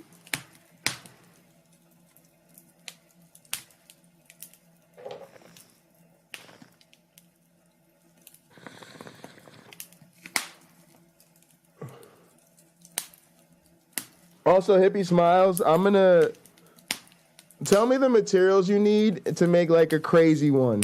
You know, I just decided let's make like a fucking mega version of this, like a fucking huge one out of like one of them big ass jars, just because. Tell me what it's gonna cost. Tell me what it's gonna cost, because you know what? I'm gonna tell you, but as I was saying it, I thought of that. You are never going to look at a mason jar the same way ever again. This shit, your whole relationship with mason jars is gonna go to new heights. I mean that very seriously. Very seriously. Every time I see a mason jar right now, I'll be like, how much smoke and water can ice get up? Ooh, you a thick, fat bottom mason jar. You make the rockin' world go round. You know what I'm talking about? Yeah. So they will still publish it, but they say that such research will require an extra layer of checking. Anything but that. But if you're Ken Ham, you want to say that, yeah, all the gays want to not let us publish papers that say that there's only two genders. Like, that's... Someone identifying as they. Now, pick the pronoun that Ken Ham does not 1 gallon, with. Exactly. Right. I guess my question is, how much skin is that off of his potato? We got to see if the person... We got to see if the lid will fit in the dimensions or not. But yeah, something like that. That would be amazing. I will hit that shit on stream all the time, as you see. In Waco, Texas, they were assigned... This shit actually, I gotta be honest with you guys, there's one reason that this piece leaves the set. Some of the pieces I have, like the One Hit Wonder, actually, it never leaves the fucking set. This piece leaves the set for one reason, and it's actually because I take that shit to bed with me at night like a motherfucking baba. So, yeah, that's the one reason it leaves the set. Let's say female at first. They don't identify as female, so they want to use the pronoun they and them. Bam. What does that take? Oh, there's no gather sound for Jin. May have to reboot. Wait, hang on, let me see. Oh, no, I got y'all probably hooked up to the wrong thing. Is Myron Bot not playing the sound in here? All right, it says Myron Bot's on 7 and 8. He should be on 5 and 6. Oh, yeah, he was on the wrong thing. He was on the wrong thing. I'm sorry, Carrie Ann and Cameron. I apologize. He was on the wrong source. All right, should be better. From Ken Ham. Let me answer your question with a question. Try me. If you are Ken Ham and your $100 million a year ministry is being hurt because of COVID and people can't come to see your art park and your creation museum anymore, right, and you are struggling to get donations, what is bound to get people Yeah, Hippie Smiles, let me know what you can do. I'm sure you're the specialist here. I just thought about it. So if you're down to do it, let me know what you think you could actually pull off on your machine. I'm just excited. We could use it. We could use it as another excuse to promote your new Etsy store. It'll give you something else to be excited about. Another item to put up in there. But yeah, let me know, and I want to help you take care of it. I don't want you to. I don't know how expensive these things are. So let me know. You can shoot me an Instagram or whatever. Rally to your cause more. The fact that some scientists think that a fossil was formed over millions of years, is that going to get your blood boiling to donate? Or if you insinuate that the gays are coming to your school to convert your children to be transgender. Option B. Option B. So he's stoking the fires. If you watch over the last couple of years, he's pivoted almost entirely from this young earth creation as the front and center to social fear as his front and center. And why is that, y'all? Because he's in lockstep with the shift in the political movement, right? They know that that's the fire that, not the refiner's fire like we got, not that good old refiner's fire, but they're trying to stoke the fires of hatred and all of that bullshit. And they know that that's the new playbook. The new playbook is it's all about the culture wars and all of that shit. So they're sort of right on brand with that. Let's get our... Come on, Refiner's Fire. Get your little about face there. Get your little screen time, Here we go. I can't help but think that perhaps that is related to what best stokes the fires. Makes sense. I mean, I could be wrong, and Robert, I trust you to tell me if I was right, to be honest. What is it that gets people to voting booth in America? God, gays, guns. So yeah, I think you nailed it, to be honest with you. All right. Here we go. Broken clock is right every once in a while. Do you realize that journals, for years, secular journals, have been basically had the policy, if there's an article that supports creation, they won't publish it. What seems to be the problem? If you believe that the earth is 6,000 years old, if you believe there's a white guy in the sky that literally talks donkeys and horses and fish, fine. Scientifically, there's no foundation to back that. But teach that shit in your church and your Christian school. I mean, this is calling the kettle black. You also called it, this is his appeal to persecution, right? It's like, well, they're letting the leftists publish papers, but they won't let we creationists publish papers, They're creating their own victim status, even though they're the ones still in control around here. So, yay. For a few more years. Yeah, hopefully. They have been actually eliminating any creationist worldview from these journals for a long time. That's the bias that's out there. And now you're seeing being applied to the LGBT worldview. That's right. They will not allow any research to be published that goes against that. Pause the tape. All right. So the wording. The creationist worldview. Fine. It's a worldview. But it's also sitting on some bullshit. Creationism is not science. It's just not. Now, again, there's nothing that backs up 6,000-year-old Earth. Nothing. But then he's punching himself in the face and then showing the bruises off, saying, I just got my ass kicked by the gays. They're not pulling away from creationism and giving those special rights to the gays, as he would call them. There's no science to back up creationism. We know that gay is real, trans is real, sexual fluidity and gender identity. Real. We know this is real. So we're going to pay attention to this stuff. And not only that, it's so pathetic. Like, I hate myself for having to say these things. Hey, trans people exist. Honestly, the whole fact that continues to be a topic of conversation at all is continuously degrading, even for those of us who are allies. Because,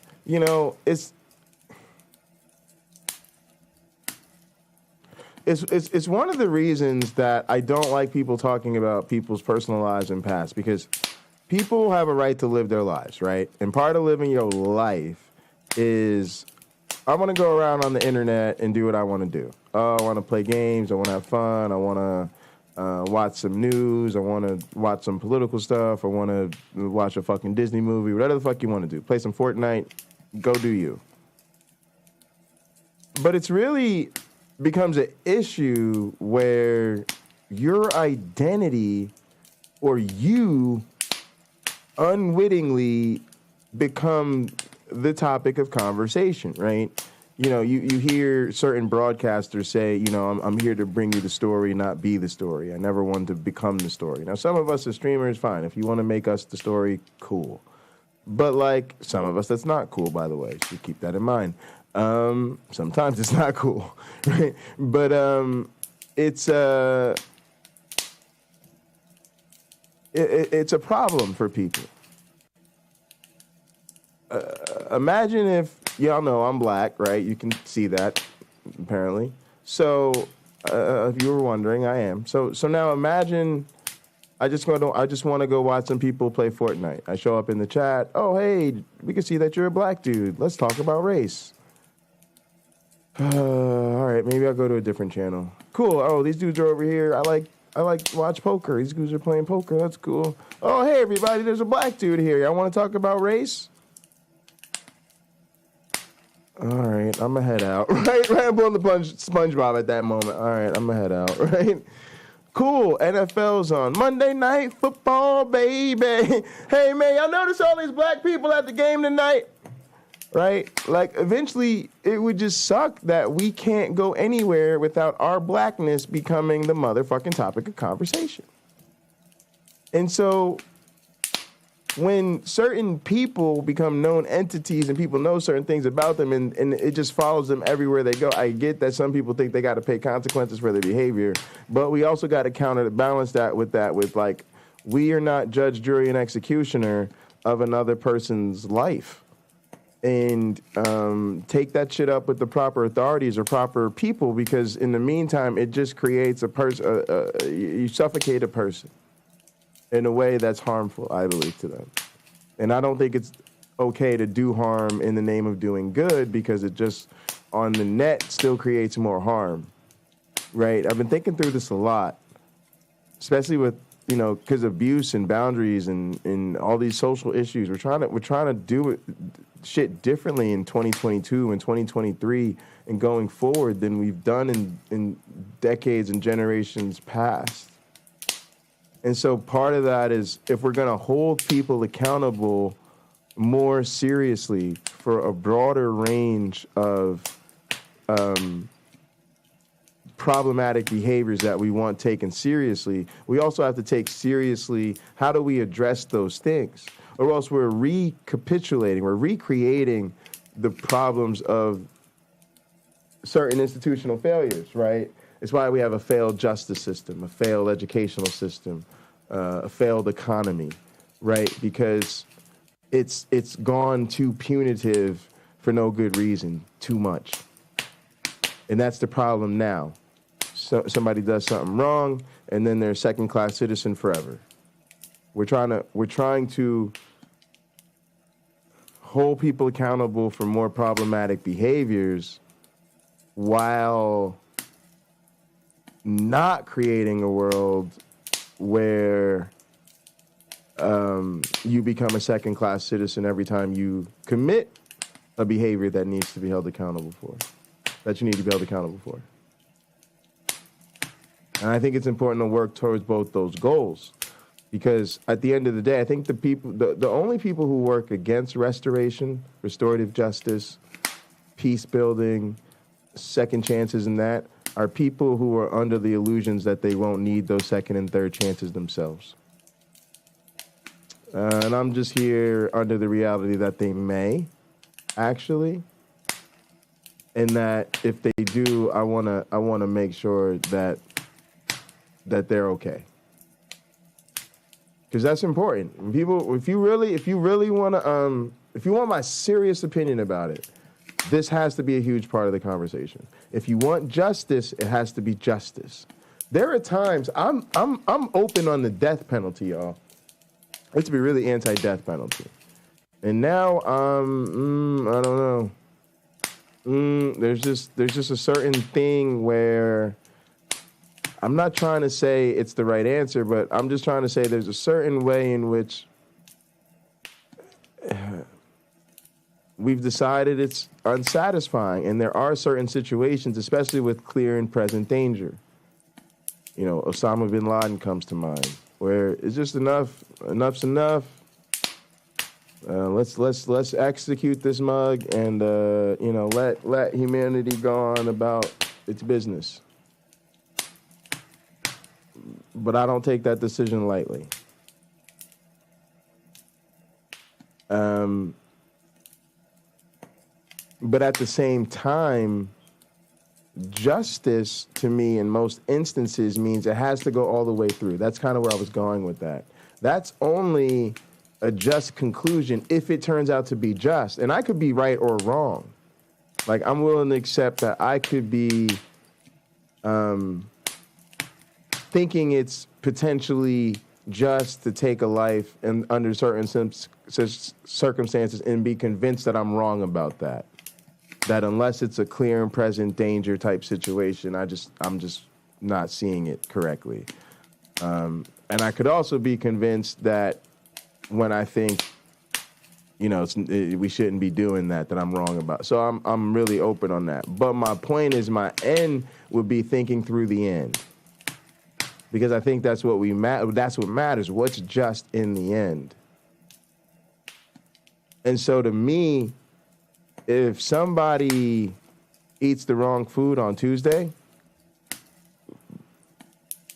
and we tell them, hey man, we don't eat that on Tuesday, and we laugh it off, that's probably enough ridicule and punishment for that. But if they eat the wrong sandwich on Tuesday and somebody slaps them upside the head, we probably say, I think slapping them upside the head was probably a bigger offense than not eating the correct thing on the right day of the week, right? That's just how most of us will look at it. So there's a lot to be taken into account that I'm not ready to take account for in another person's behavior. But it's I don't know why it became something I really wanted to speak to, but because I've been thinking about it a lot lately, but that's where I'm at with it. It's like a lot of things where I think through how harsh we treat people socially. I kind of say to myself, especially because I've been on the opposite side of, like, you know, I've been, I would say, I know the justice system from every side, right? I've been on the prosecution, the defense, and the fucking defendant, and all of that, you know, and a lot of times, a person is going through enough that when we add more to it, we're not actually increasing the justice.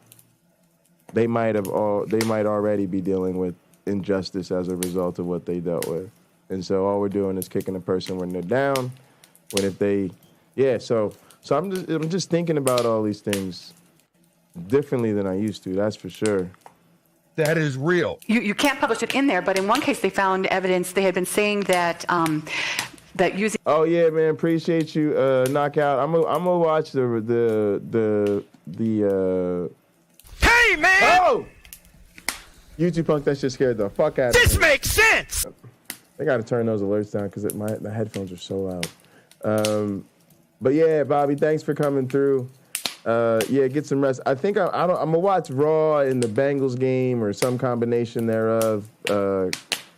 My mom and my stepdad are big Bengal fans, but man, congratulations. Get some rest, have some gummies or something. Treat yourself to a drink or something, man. You've earned it. Done a lot of hard work.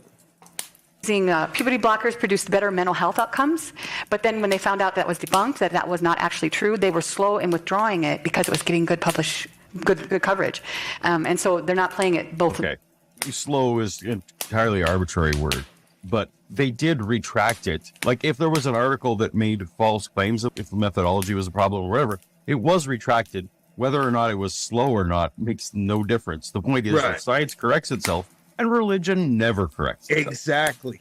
Also, the publication process is slow, and sometimes the retraction process needs to be slow, right? Because, and we've actually, sort of played a role, just seen these things happen in the community where there's a paper that gets out, it's questionable, people start reading it, they notice some things about it that are off, that starts conversations going, eventually, it gets some traction. Like I remember this one case where this paper came out that kind of was leaning IDC in its presentation, and it just hit us as weird and off, and it was actually in a credible journal. We're like, this is just weird.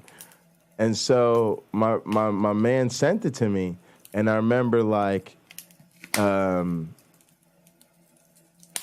reading it and being like, oh yeah, this is definitely funky like a monkey. Like there's just something fucked up with this.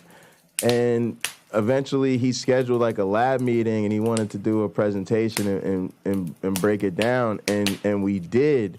And it turns out like the journal printed a retraction, and it takes time, because what happened was they published something that sounded totally different, and then they tried to get a different version of their draft in at the last second, going to, pre-publication, basically trying to take advantage of, I guess you could consider it a vulnerability in the way, a vulnerability in the publication process, because usually people aren't doing this with it. And so, it takes time, because again, it takes time for all that to start to happen. The editors got to get wind of it. A lot of times it has to go back through reviewers. They have to read and understand all the differences and try to retrace what happened. Then they probably give those people a chance to explain themselves or let them know about it.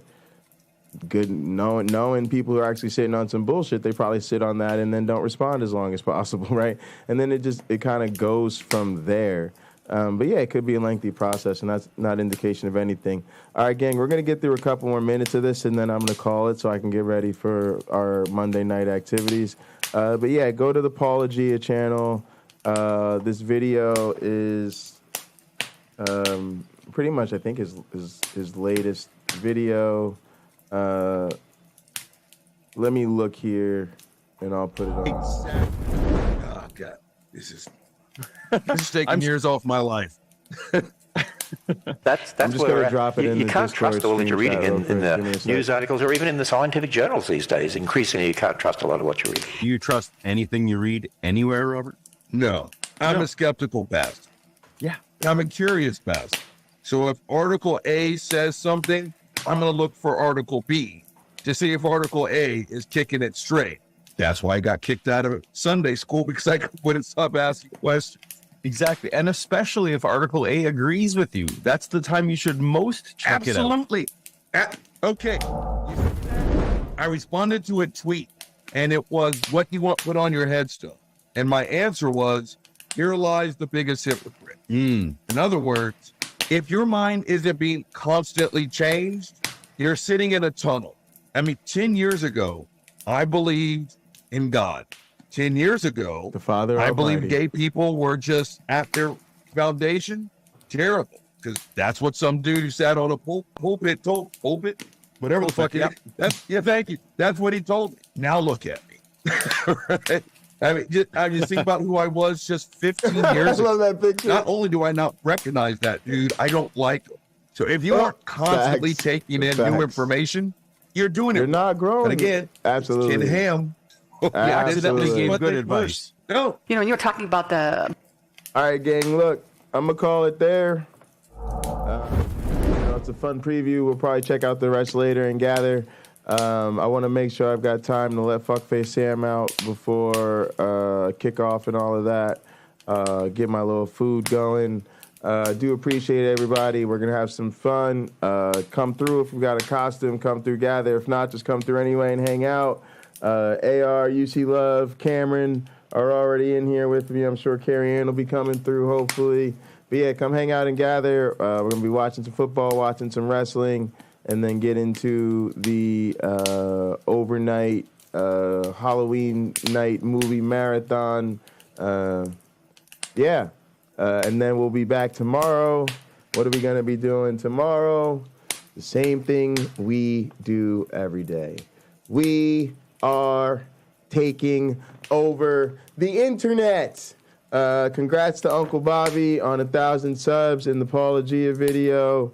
Let's go hang out and gather, enjoy the evening with one another. Appreciate y'all. See you tomorrow. In the name of Darwin, the Dawkins, and the Christopher Hitchens, science bless you all. Poof! Ready for takeoff? Whoa.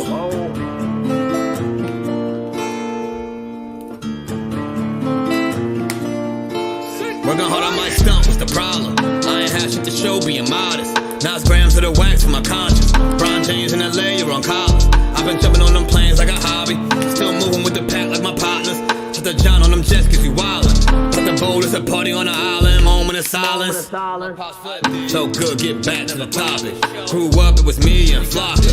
Grandma's and Big T, this my mama. I ain't even for the pain when my pots flip. Knew his name, that's it, never bothered. Mom said, you the man, son, you got this.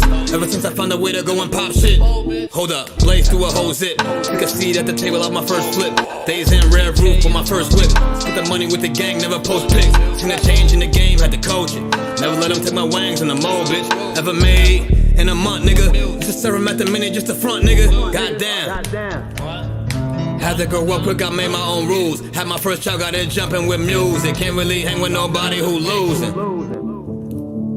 I thought by now that you would go and get it, but I could hardly see niggas this distant. Know you get cropped if you not in the picture. And I made that tag and went got a bag. Shots to the Henny and OG prescriptions, put rebel shit on the map. Took a leap from where I started at, started ballin', now I'm Chris Paul and Cat. Got him steady calling for the move, but I'm on a roll, gotta call him back. And that's all fact. You're good. I was gonna put on my costume here, I'm all bad. Oh, nice. Among other things. I got a bunch of stuff. Ladies and gentlemen, welcome aboard. All carry-on items should now be stowed securely, either in an overhead bin or under the seat in front of you. All aisles, exits, and bulkhead areas should now be clear. All electronic devices should now be turned off and stowed, as they may interfere with the aircraft's navigational and communication systems. Once airborne, we'll let you know when you may use approved electronic devices, but note that some items may not be used at any time during the flight.